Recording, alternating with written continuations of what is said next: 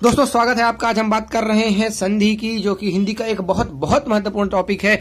अगर आपने व्यापम की प्रिपरेशन की है और आपने एक दो पेपर दिए हैं तो आपको जरूर पता होगा कि संधि और समास ऐसे दो टॉपिक हैं, चाहे किसी भी टॉपिक से क्वेश्चन आए चाहे ना आए, इनसे जरूर आता है।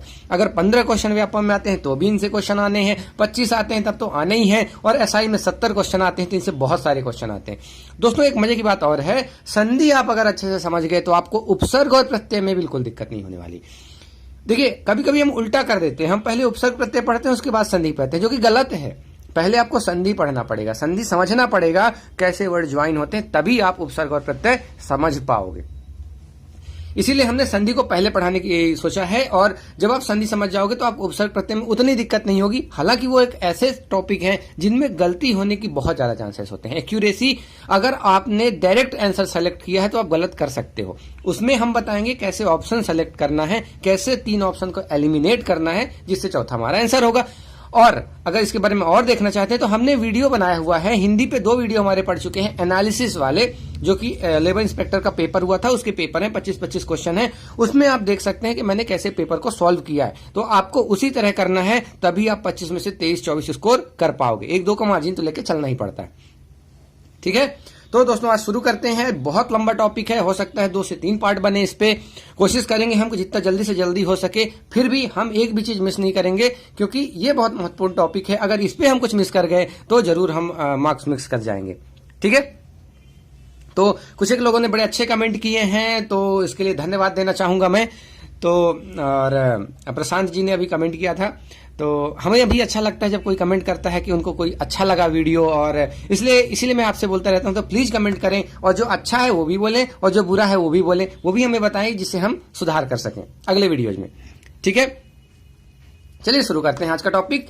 तो संधि शुरू करने वाले हैं। तो सबसे पहले जब भी हम कोई टॉपिक पढ़ते हैं तो हमारा यही तरीका है पढ़ने का। सबसे पहले हम जानते हैं कि हम क्या पढ़ रहे हैं, क्योंकि जब तक हमको पता ही नहीं होगा हम क्या पढ़ रहे हैं तो हम क्या पढ़ने का कोई मतलब नहीं निकलता। आप संधि पढ़ लिए, संधि के टाइप पढ़ लिए, हाँ ये संधि, गुण संधि, दीर्घ स्वर संधि, आप सब बनता है आपको, पर आपको पता ही नहीं संधि क्या होती है, तो फिर दिक्कत है ना।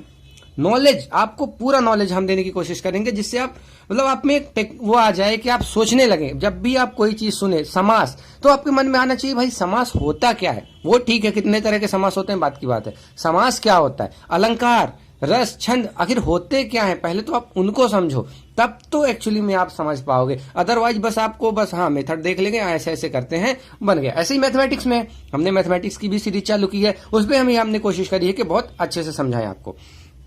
तो अगर आपने नहीं देखे हैं मैथमेटिक्स के वीडियो तो भी आप देखें। उसके अलावा हमने इंग्लिश पे भी बना रहे हैं, इंग्लिश पे भी काफी सारी वीडियो है, आई थिंक 4 या 5 वीडियो पढ़ चुके हैं, तो भी आप देखें।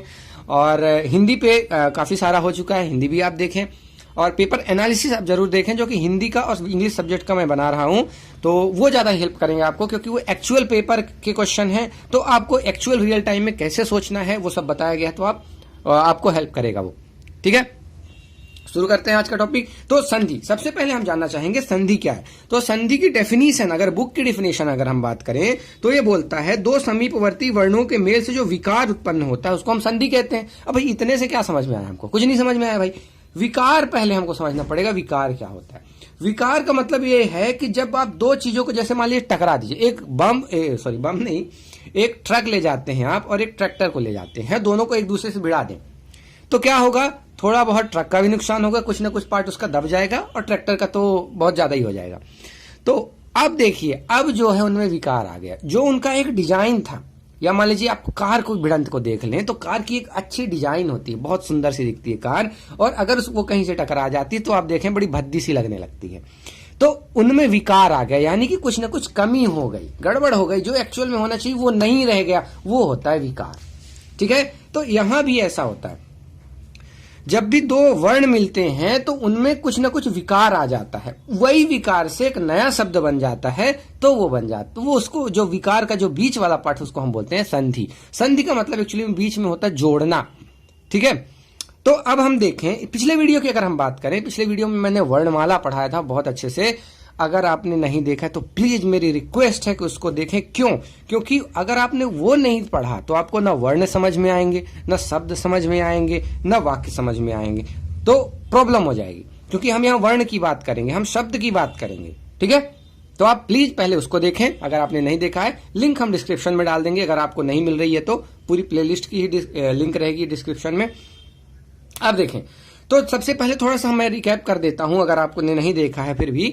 तो वर्ण क्या होते हैं, या देखिए, एक चीज होती है ध्वनि और एक चीज होता है वर्ण। ध्वनि और वर्ण, जब भी मतलब जब भी कोई भाषा की जो छोटी से छोटी इकाई, जैसे परमाणु की जो द्रव्य की छोटी सी इकाई क्या होती है, परमाणु, वैसे ही भाषा की सबसे छोटी इकाई हम बात करें अगर, तो वो होती है ध्वनि।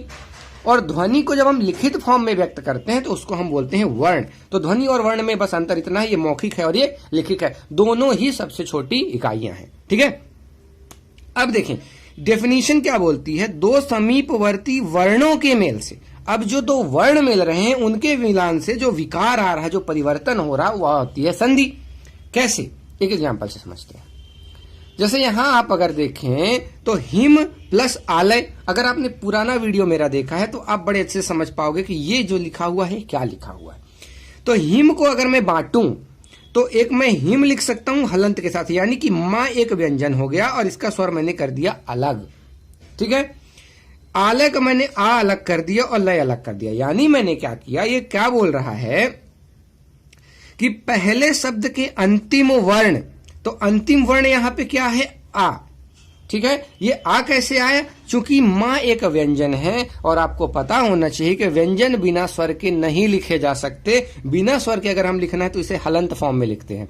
तो इसके साथ एक व्यंजन है जो मां, उसके साथ एक स्वर लगा हुआ है। ठीक है, तो ये स्वर मैंने पहले अलग कर लिया। तो ये बोलना चाह रहा है पहले शब्द के अंतिम वर्ण और दूसरे शब्द के आदि वर्ण, यानी पहला, तो दूसरा शब्द क्या है ये, तो इसका पहला वर्ण क्या है, यहां भी एक स्वर है, इसको मैंने अलग कर लिया।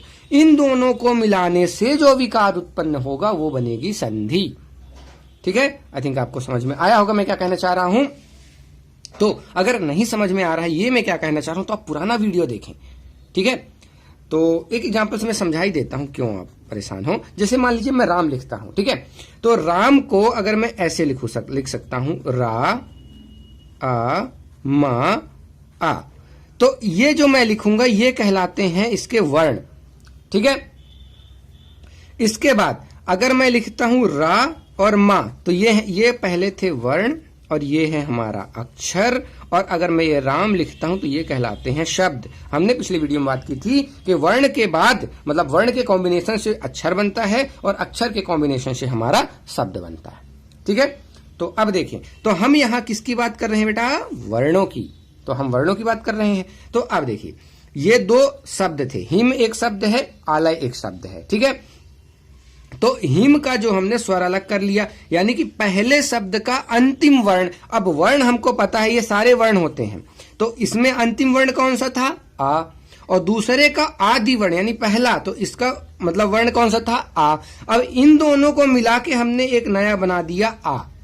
ठीक है, और इसको हमने ऐसे ही छोड़ दिया और इसको हमने ऐसे ही छोड़ दिया। तो अब फाइनली क्या बन गया, हिमालय। अब देखिए, हिम था और आलय था, तो अब क्या हो गया कि मां भी बदल गया, बड़ा मां बन गया, और लय तो यही है। तो ये आ गायब हो गया और ये मां में एक डंडी लग गई, बड़ा वाला मां बन गया। तो उस तरह से एक विकार आ गया। क्या विकार आया कि आ और आ का मेल से बस एक ही आ बचा, बाकी सब गायब हो गया। ये वाला कुल मिला के गायब हो गया, बस ये वाला बचा। ठीक है, तो ये जब गायब हो गया तो विकार तो उत्पन्न होना ही है, सीधी सी बात है। आप इसको अगर ऐसे लिखते हिम आलय, फिर तो कोई विकार नहीं आया, सेम टू सेम लिखा गया। लेकिन आप ऐसे लिखते हैं, इसलिए ये वाला आ गायब हो चुका है, इसलिए हम कहते हैं विकार आ गया। ठीक है, तो यहां पे एक संधि है। ठीक है, और जब हम हिमालय से वापस इसको हिम और आलय में लिख देते हैं उसको हम बोलते हैं संधि विच्छेद। कैसे, संधि के नियमों द्वारा मिले वर्णों को पुनः मूल अवस्था में लाना क्या कहलाता है, संधि विच्छेद। तो जैसे हिमालय था, हिम को और आलय में अगर हम बांटे, यानी कि इसका जस्ट उल्टा, हमने हिम और आलय को हिमालय बनाया और हिमालय को हिम और आलय बनाओ, तो जस्ट उल्टा एक दूसरे के, संधि और संधि विच्छेद एक दूसरे के उल्टे होते हैं। ठीक है, अब आई थिंक आपको समझ में आया होगा संधि क्या होती है। ठीक है, आपको संधि के बेसिक्स क्लियर हो गए होंगे। ठीक है, तो अब हम चलते हैं संधि के टाइप्स पे। तो संधि के अगर हम भेदों की बात करें तो संधि के पहले वर्ण के आधार पे हम भेद बांधते हैं। और पहला वर्ण मतलब कौन सा, ये वाला, ठीक है। पहला वर्ण जो है, देखिए हम संधि में क्या डेफिनेशन दे रहे हैं कि पहले शब्द का लास्ट वर्ण और दूसरे शब्द का पहला वर्ण मिला के हम संधि बना रहे हैं। तो ये पहला वर्ण कौन सा है, ये, और दूसरा है ये। तो ये वाला वर्ण जब मिलेगा, अब देखिए बिल्कुल कंफ्यूज में नहीं होना है, जो पहले शब्द का लास्ट वर्ण है उसके आधार पे डिपेंड होगा। यहां पे केवल दो ही वर्ण हम ले रहे हैं, एक पहले का लास्ट, एक दूसरे का पहला। तो ये पहला वर्ण मैं इसको बोल रहा हूं, इसको मैं दूसरा वर्ण बोल रहा हूं। तो पहले वर्ण के आधार पे तय होगा कौन सी संधि होगी। अगर ये स्वर है तो स्वर है, अगर ये व्यंजन है तो व्यंजन संधि, अगर ये विसर्ग है तो विसर्ग संधि, ठीक है। अभी जैसे जैसे हम आगे बढ़ते जाएंगे, वैसे मैं वहां पे जब मैं एग्जाम्पल कराऊंगा वहां पे भी मैं आपको ध्यान दिलाऊंगा कि चूंकि इसका पहला वर्ण जो है, अब देखिए यहां पहले वर्ण से मेरा मतलब इधर का वर्ण से नहीं है। जब भी मैं पहला वर्ण बोलूंगा तो ये वाला मिलान का पहला वर्ण और मिलान का दूसरा वर्ण ये है, ठीक है।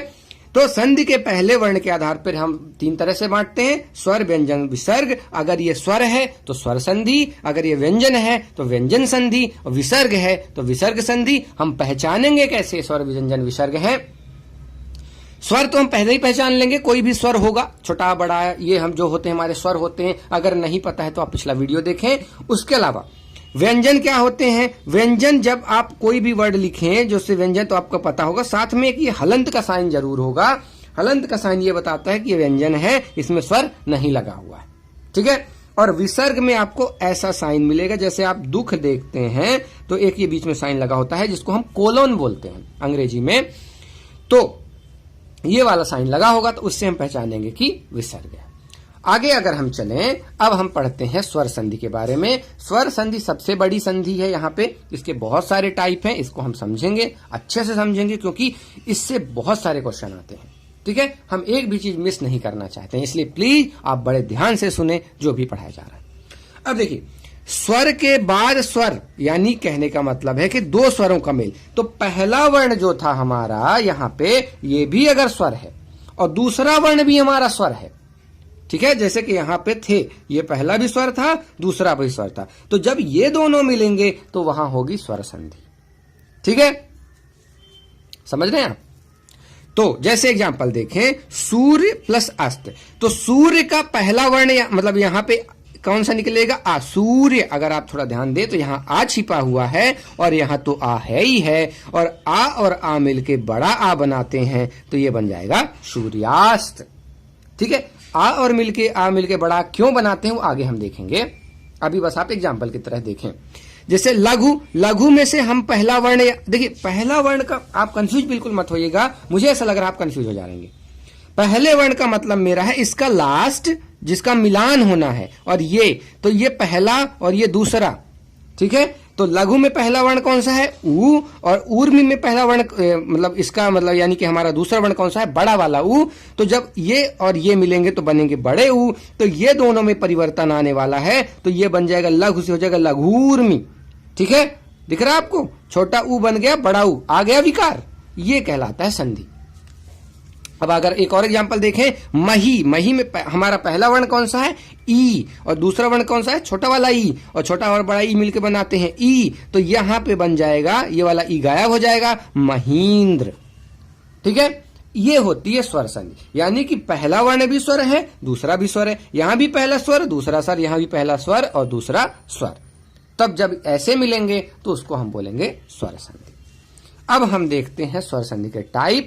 दोस्तों बहुत डीप में पढ़ना है हमको, क्योंकि स्वर संधि पे जो अंदर वाली चीजें यानी कि ये पांचों टाइप, इन पे ज्यादा क्वेश्चन आते हैं। आपसे स्वर, व्यंजन, विसर्ग बहुत कम पूछे जाएंगे। अब आपको दीर्घ स्वर पूछा जाएगा, यण स्वर संधि पूछा जाएगा, ठीक है।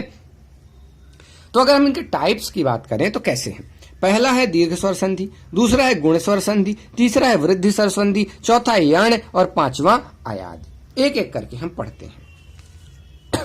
सबसे पहले हम आते हैं दीर्घ स्वर संधि। दीर्घ का मतलब नाम से ही क्लियर है सॉरी दीर्घ का नाम से ही क्लियर है, दीर्घ यानी कि बड़ा। जब हम दोस्तों बात करेंगे छंद की, वहां भी हम लघु और गुरु की बात करेंगे, वहां भी ह्रस्व और दीर्घ की बात करेंगे, हम जब मात्राओं की बात करेंगे।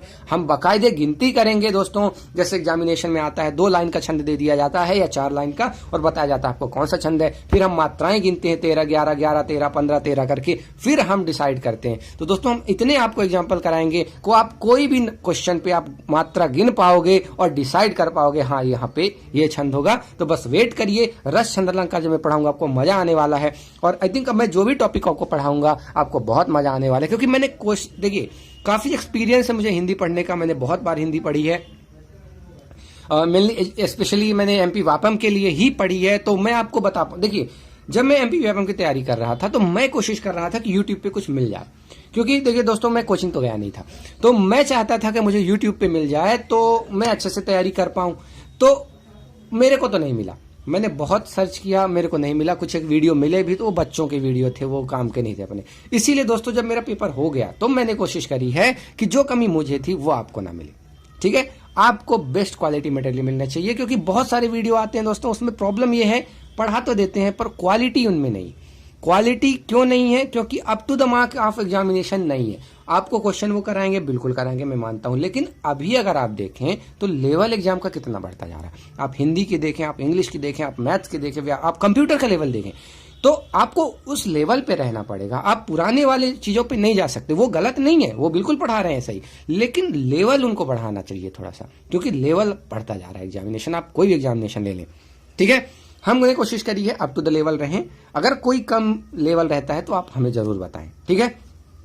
आगे चलते हैं, पर इस बात की गारंटी है आपको बेस्ट क्वालिटी मटेरियल मिलेगा, आपको कुछ और पढ़ने की जरूरत नहीं पड़ेगी। बस जो ये हम पढ़ा रहे हैं इसके नोट्स भी हम देंगे। आप फेसबुक पेज बनाने वाले हैं, एक ग्रुप हमारा पहले से ही है, हम उस पर शेयर करेंगे। आप इसको बस क्या करना है आपको, आप या तो खुद से लिख लो या तो आप प्रिंट निकलवा लो, और डेली सुबह उठ के आप रिवाइज करना एक बार, फिर देखना दोस्तों आपकी हिंदी कैसी हो जाती है। मजा आ जाएगा आपको पेपर देते समय, ठीक है।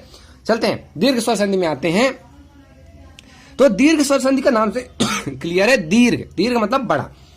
तो इसमें एक्चुअली में आते हैं कि कोई भी स्वर ले लो, कोई भी स्वर जब आपस में मिलते हैं तो वहां दीर्घ स्वर संधि होती है। कैसे? जब आ अपने वाले से ही मिले, यानी कि जो छोटा वाला आ है या तो छोटा वाले आ से मिले, छोटा वाला आ बड़े वाले आ से मिले, या मतलब एक दूसरे के उल्टे, बड़ा वाला आ छोटे से मिले। मतलब आ के जो 4 टाइप है, छोटा आ, बड़ा आ, ये इनसे 4 कॉम्बिनेशन बन सकते हैं। ये अपने से मिल जाए या इससे मिल जाए, ये अपने से मिल जाए या इससे मिल जाए। तो इन चारों कंडीशन में जो एक संधि होगी वो होगी दीर्घ स्वर संधि। ऐसे ही जब ई मिलती है, ये इनसे 4 कॉम्बिनेशन बनेंगे, ये जब आपस में मिलते हैं तो भी दीर्घ स्वर संधि होगा, और ऊ वाले जब मिलते हैं तो भी दीर्घ स्वर संधि होगा। तो ये जब आपस में मिलते हैं तो रिजल्टेंट यही मिलता है, इसमें रिजल्टेंट ये मिलता है और इसमें रिजल्टेंट ये मिलता है। तो जब भी आ आपस में मिलेंगे तो रिजल्टेंट क्या मिलेगा हमको? बड़ा वाला। चाहे आप किसी भी आ को एक दूसरे से मिलाएं, रिजल्ट क्या मिलना है? बड़ा वाला। कैसे? एग्जाम्पल देखते हैं। जैसे लिखा है देव और अर्चन, तो देव का मतलब हमारा पहला वाला वर्ण कौन सा है? वा का लास्ट यानी कि आ है। अर्चन में हमारा मतलब हमारा दूसरा वर्ण कौन सा है? ये वाला है। तो आ और आ मिलके हमको पता है बड़ा आ बनाते हैं। कोई भी आ मिलेंगे आपस में, बड़ा वाला आ ही बनना है तो बनेगा बड़ा आ। तो यहां पे चेंज हो जाएगा, ये हो जाएगा बड़ा वा, ठीक है। और ये ऐसा ही रहेगा चन, और दे ऐसा ही रहेगा, बस ये दोनों आपस में मिलके एक विकार होगा और उससे बड़ा वा बन जाएगा, बाकी सब कुछ सेम हो जाएगा। अब दोस्तों इसमें क्वेश्चन कैसे आएंगे? क्वेश्चन 2 तरह से आ सकते हैं। या तो आएगा देव और अर्चन को मिलाने से मतलब क्या बनेगा, मतलब आप 4 ऑप्शन दे दिया, या फिर देवार्चन का संधि विग्रह कीजिए, जो कि हमने संधि विच्छेद कीजिए, 4 ऑप्शन दे देगा, देव प्लस अर्चन, देवा प्लस अर्चन, ऐसे करके 4 एग्जाम्पल दे देगा। तो अगर आपको कॉन्सेप्ट क्लियर है तो आप बड़े आराम से कर पाओगे। और तीसरी जो पूछा जा सकता है कि देवार्चन में किस तरह की संधि होगी, तो आपको अगर पता है कि यहाँ पे वाह है यानी कि बड़ा वाला वाह है, मतलब यहाँ विकार आया होगा, और यहाँ देव और अर्चन होगा, तो यानी आ और आ मिले हैं, मतलब दीर्घ स्वर संधि। इतना आपको क्लियर होना चाहिए। 2-4 एग्जाम्पल और करते हैं तो और अच्छे से क्लियर हो जाएगा। अब वही बात, कोई भी आ आपस में मिलेंगे बनेगा तो बड़ा आ, ठीक है। कैसे? अब दूसरा देखते हैं। जैसे सत्य, सत्य से हमारा पहला वर्ण हमको मिल गया आ। आई थिंक अब पहला और दूसरा वर्ण में आपको दिक्कत नहीं होगी। यहां से हमको पहला वर्ण मिल गया आ, और यहां से हमको दूसरा मिल गया बड़ा वाला। तो कोई भी आ मिले, बनना तो बड़ा वाला आ है, तो यहां पे बन जाएगा ये बड़ा। ठीक है, तो सत्याग्रह बनेगा। ऐसे ही आपसे क्वेश्चन पूछा जा सकता है सत्याग्रह में कौन सी संधि है, तो अब आप बता पाओगे कि भाई सत्य प्लस आग्रह बनेगा, ये बनेगा सत्याग्रह। दोस्तों मैंने शुरू में आपको बोला था ये वाला टॉपिक आपको उपसर्ग और प्रत्यय में भी हेल्प करने वाला है। तो देखिए इससे आपको ये पता चल जाएगा सत्याग्रह से कि ये सत्य और आग्रह मिलके बने हैं, तो आप बता पाओगे यहाँ पे सत्य एक उपसर्ग है या फिर अगर आप बात करो तो आग्रह एक मतलब इसका प्रत्यय है। ठीक है, आई थिंक आपको समझ में आ रहा होगा। ऐसे ही जब आप बात करें सीमांत की, मतलब सीमा प्लस अंत, तो यहां पहला वर्ण हमको मिला आ और छोटा आ बनेगा बड़ा आ, तो सीमांत हो जाएगा इस तरह से। ठीक है, बड़ा आ था तो कोई चेंज होना नहीं है, बड़ा आ ही बनेगा, ये छोटा वाला आ गायब हो जाएगा बस। ठीक है, तो यहां का ये गायब हो गया, बचा ता, और इधर तो सेम ही होगा। एक और एग्जांपल देख लेते हैं, चौथा एग्जांपल इसका कि अब मान लीजिए दोनों साइड बड़ा आ है, बनना तो हमको बड़ा ही आ है, कोई दिक्कत नहीं है। तो यहां से हमको मिला बड़ा आ और यहां से हमको मिला बड़ा आ, ये दोनों आपस में मिलकर बड़ा आ बनाएंगे। तो आप चाहे इसको काट दो क्योंकि एक बड़ा पहले से ही लगा हुआ, बचा ये दोनों जोड़ के बना देंगे। ठीक है, तो आप विद्यालय से अभी आपको संधि विच्छेद करना पूछे तो आपको ये पता होना चाहिए कि विद्या है, यहाँ पे विकार आया है तो विद्या अलग हो जाएगा और आलय अलग हो जाएगा। ठीक है, ठीक है, आपको समझ में आया होगा आई थिंक सो। आगे अगर हम चले तो अभी तो हमने बात करी थी आ की, अब आप बात करें अगर तो ई की। सेम प्रोसीजर, जैसे आ आपस में मिल रहे थे वैसे ई मिल रहे थे। रिजल्टेंट हमको क्या मिलने वाला है सबका, बड़ी वाली ई। ठीक है, जैसे अति में बात करें तो पहला वर्ण हमको छोटा ई मिलेगा, यहां बड़ा वाला मिलेगा, दोनों मिलकर बड़ा ई बनाएंगे तो अति से बन जाएगा अतीश। ठीक है, ऐसे यहां जब बड़ी ई और छोटी ई तो भी बड़ी ई मिलना है, तो यहां से योगी, मतलब हमको यहाँ पे क्या मिला, पहला वर्ण बड़ी ई, यहाँ पे हमको पहला वर्ण क्या मिला, छोटी ई। बड़ी ई छोटी ई मिलके बड़ी ई ही बनते हैं, हमको पता है, तो हमारा ये बन जाएगा योगींद्र। ठीक है, ऐसे ही इसमें छोटी ई मिलके बड़ी तो अतीब, और ऐसे ही ऐसे करके ये बन जाएगा। सिमिलर प्रोसीजर आगे आएगी ऊ में भी। तो ऊ के कोई भी कॉम्बिनेशन आप मिलाओ, छोटा ऊ को छोटा ऊ से मिलाओ, छोटा ऊ को बड़े ऊ से मिलाओ, और या बड़ा ऊ को बड़ा ऊ से मिलाओ, रिजल्टेंट हमको बड़ा वाला ऊ ही मिलना है। अब कोई भी एग्जांपल लेके देख लें तो आप समझ सकते हैं, जैसे भानु, इसमें छोटा वाला ऊ है, इसमें छोटा वाला ऊ है, छोटा और छोटा ऊ मिलके क्या बनेंगे, बड़ा ऊ, तो ये भानु की जगह हो जाएगा भानुदय, आ गया विकार, तो हो गई संधि। ठीक है, इस तरह से आप इन चारों को देख सकते हैं। जैसे सरयू और यू में बड़ा ऊ बनेगा बड़ा ऊ, चूंकि बड़ा ऊ पहले से ही कोई टेंशन ही नहीं, ये वाला कट जाएगा, बचेगा सरयू। ठीक है भाई, बड़ा ऊ एक ही ऊ बनेगा, तो एक यू तो अब चाहे आप ये वाला ऊ काट दो चाहे ये वाला ऊ काट दो, एक यू तो कटना ही है। ठीक है, इस तरह से अगर हम देखें तो ये हमारा दीर्घ स्वर संधि होता है खत्म। तो अब आपको समझ में आया होगा दीर्घ स्वर संधि कैसे करते हैं। आप दोनों कर सकते हैं, सरयूर्म से भी इसको बना सकते हैं, इससे इसको बना सकते हैं। कैसे बनता है, ये कॉम्बिनेशन कैसे बनता है, हमने आपको सब कुछ समझा दिया है, इसमें अब कुछ बचता नहीं। अब देखिए ट्रिक होती है, मतलब जो हम रिजल्ट बनाते हैं, ट्रिक देखिए ट्रिक बनती कैसे, जो रिजल्ट होते हैं उन्हीं को लिख देना ट्रिक है, डायरेक्टली बिना प्रोसेस फॉलो किए अगर आप सीधे रिजल्ट पे आ जाते हैं वो ट्रिक हो जाती है। तो देखें इसके ट्रिक भी है, जैसे यदि संधि स्थान पे आपको आ मिले, ई मिले या ऊ मिले, हम देख चुके हैं कि कोई भी आ का कॉम्बिनेशन बनाओ तो आ ही बनता है, कोई भी ई का कॉम्बिनेशन बनाओ तो बड़ा ही बनता है, और ऊ का बनाओ तो ऊ मिलता है। तो अगर ये आपको संधि स्थान पे मिल रहे हैं तो वहां दीर्घ स्वर संधि होगी। कैसे, वधूपकार, यहां आपको ये, हाँ एक चीज आपको जरूर समझ में आना चाहिए कि भैया यहां पे किस पे हम ये देखेंगे, तो वधूपकार में जैसे मेरे को समझ में आ गया कि ये वधू बना है बड़ा, तो ये क्या रहा होगा, वधू और उपकार रहा होगा, यानी ये बड़ा वाला ऊ है, यानी ये दीर्घ स्वर संधि। जैसे मैं यहां की अगर बात करूं, जैसे रजनीश है, तो जैसे आपसे पूछ लिया रजनीश में कौन सी संधि होगी, तो यहां पे मेरे को एकदम क्लियर होना चाहिए माइंड में कि रजनी और ईस मिलके बने होंगे, और ये बड़ा वाला नी बना है, मतलब ये बड़ा वाला ई है और ये बड़ा वाला ई है, चूंकि इसलिए दीर्घ स्वर संधि होगा। ठीक है, और से जैसे मान लीजिए एक और एग्जांपल ले लेते हैं, अतीश, यहां पे हमको क्लियर है कि बड़ा वाला ई है, यानी कि दीर्घ स्वर संधि होगा। तो आपको अब ऐसी होनी चाहिए, आदत हो जानी, आप इतना रिवाइज करो इसको 2-3 बार कि आपसे कभी पूछ लिया जाए लघुर्मी में क्या होगा, तो आपको तुरंत एकदम क्लियर होना चाहिए कि लघु प्लस ऊर्मी बनेगा तो लघुर्मी बनेगा, यानी लघु का ऊ और ऊर्मी का बड़ा ऊ, यानी ये दीर्घ स्वर संधि। इतना आपको क्लियर होना चाहिए, तब जाके आपको देखते ही आंसर आएगा और कभी गलत नहीं आएगा। और दोस्तों एक चीज और, जब भी आप क्वेश्चन करें तो ऑप्शन एलिमिनेट करना है, कभी भी सेलेक्ट नहीं करना है, नहीं तो गलती होने के चांस होते हैं। ठीक है, तो ये खत्म हो गई हमारी दीर्घ स्वर संधि। अब आ जाते हैं हम गुण पे। 24 मिनट हो चुके हैं, चलो गुण भी खत्म कर लेते हैं, आगे अगला वीडियो पे कवर करेंगे। ज्यादा बड़ा वीडियो नहीं बनाना चाहूंगा मैं, क्योंकि फिर ज्यादा टाइम हो जाता है तो कंसंट्रेशन भी नहीं होता स्टूडेंट्स का भी। तो गुण में अगर हम आए तो देखिए, अभी हमने क्या करा था, एक जैसे को मिलाया था। आ को हमने आ से मिलाया था, ई को हमने ई से, मतलब इन दोनों का कॉम्बिनेशन आपस में, और ऊ का ऊ से, एक ही जैसी चीजें थी। अब अगर हम बात करें कि आ और आ जरूरी थोड़े आपस में मिले, इनसे आ से ई मिल सकता है, आ से ऊ मिल सकता है, तब क्या होगा। अभी हम एक दूसरे से आपस में मिला रहे थे, अब एक दूसरे को अलग से, यानी आ और आ को हम ई से मिलाएंगे, हम ऊ से मिलाएंगे, तब क्या होगा, तब जो संधि बनेगी वो बनेगी गुण संधि। ठीक है, गुण स्वर संधि कैसे? जब भी आप आ को ई से मिलाओगे तो आपको मिलेगा ए, ये आपको याद रखना पड़ेगा। आ को जब आप ई से मिलाओगे तो आपका ए बनने वाला है। ऐसे ही आ को आप अगर बड़ी ई से भी मिलाओगे तो भी ए बनने वाला है, तो याद रखना आसान हो गया। तो आ को आप किसी भी ई से मिलाओ, बनेगा क्या, ए। ऐसे ही चाहे बड़ा को ई से मिलाओ, बड़ा को बड़ी से, तो हमको यहाँ पे क्या मिला, अभी हम बात कर रहे थे आ को जब आ से किसी भी से भी मिलाओ तो बड़ा बनने वाला है, और यहाँ पे ये क्लियर हो गया, किसी भी आ को किसी भी ई से मिलाओ बनेगा क्या, ए। ठीक है, कौन सा वाला है, छोटा, एक और ए होता है ये वाला, वो आगे हम देखेंगे। ठीक है, तो ये क्लियर हो चुका है कि छोटा आ बड़ा आ कोई भी आ हो, उसको आप किसी भी ई, छोटी ई बड़ी ई से मिलाओगे बनेगा क्या, ए। तो अब इसके एग्जांपल अगर देखें तो जैसे नर में हमको क्या मिला, यहां पे हमको पता है आ है, और यहां हमको पता है ई, और आ और ई क्या मिले के बनाएंगे ए, तो ये बन जाएगा नरेंद्र, यहां चढ़ जाएगी ए तो नरेंद्र।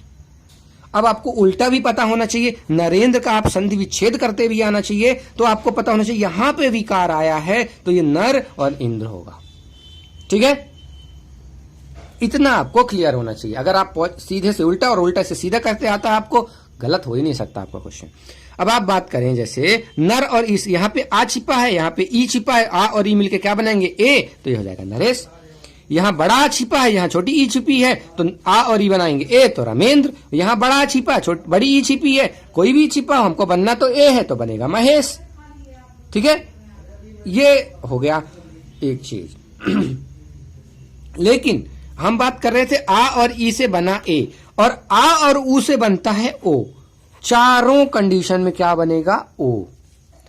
आप किसी भी आ को किसी भी ऊ से मिलाओ, आपका बनने वाला क्या है, ओ। तो ये गुण संधि में आपको दो ही चीजें याद रखनी है, किसी भी आप आ को किसी भी आप ई से मिलाओगे तो आपको मिलेगा ए, और एक और चीज, किसी भी ऊ से मिलाओगे तो आपको क्या मिलेगा, ओ। तो इसका रिजल्टेंट क्या बनता है, ए और ओ। ठीक है, अब देखते हैं जैसे वीर में आ है और यहां ऊ है, बनेगा वीरोचित ओ। यहां पे आ है, यहां ऊ है, आ और ओ बनाएंगे तो नव से नवोदित, यहां एक मिनट से, सॉरी ये ऊढ़ा लिखा हुआ है, सॉरी, तो ये नव और ऊ नवोढ़ा बन जाएगा। ऐसी महा और उत्सव में आ और ऊ मिलके ओ बनेंगे तो महोत्सव हो जाएगा, यहां आ और ऊ मिलके ओ बनेंगे तो महोर्जा बन जाएगा। ठीक है, इस तरह से गुण संधि भी होती है। अब ऐसे ही जो हमारा रिजल्टेंट है वही हमारी ट्रिक है, कि अगर आपको रिजल्टेंट में ए या ओ मिलता है तो आपको गुण संधि होने वाली है। कैसे? आपने देखा वीरोचित यहां मिल गया आपको ओ, नवोदय यहां मिल गया ओ, यहां मिल गया ओ। आप यहां देखें तो यहां मिल गया ए, यहां मिल गया ए, यहां मिल गया ए, यहां मिल गया ए। यहीं से आप पहचान लोगे भाई ये तो गुण संधि है। ठीक है, बाकी मैं इसको प्रिफर नहीं करूंगा कभी भी ट्रिक को, क्योंकि मैं ये मानता हूं कि आपको कॉन्सेप्ट क्लियर होना चाहिए। व्यापम के एग्जाम में टाइम की कमी नहीं होती, अगर आपको कॉन्सेप्ट क्लियर है तो आप 100% राइट करोगे। ट्रिक में कभी कभार देखने में गलती हो जाती है, अगर आपको यही ए वगैरह देखने में कहीं भी मिस्टेक हो गई, आप 1 मार्क लूज कर जाओगे। मैं नहीं चाहता कि आप 1 मार्क्स भी लूज करो। ठीक है, तो इस तरह से गुण संधि कंप्लीट होती है। अगले वीडियो पे हम आएंगे, वहां पे हम वृद्धि संधि भी पढ़ेंगे, यण-बीज पढ़ेंगे, आयात भी पढ़ेंगे, फिर व्यंजन पढ़ेंगे, फिर विसर्ग पढ़ेंगे। 3-4 पार्ट बनने वाले हैं। पर दोस्तों मैंने कोशिश ये करी है एक भी टॉपिक मिस ना हो, एक भी पॉइंट मिस ना हो, इसलिए थोड़ा बड़ा होने वाला है, तो उसके लिए माफ कीजिएगा। लेकिन और कमेंट करके आप जरूर बताइएगा आपको कैसा लगता है। मिलते हैं अगले वीडियो में। धन्यवाद।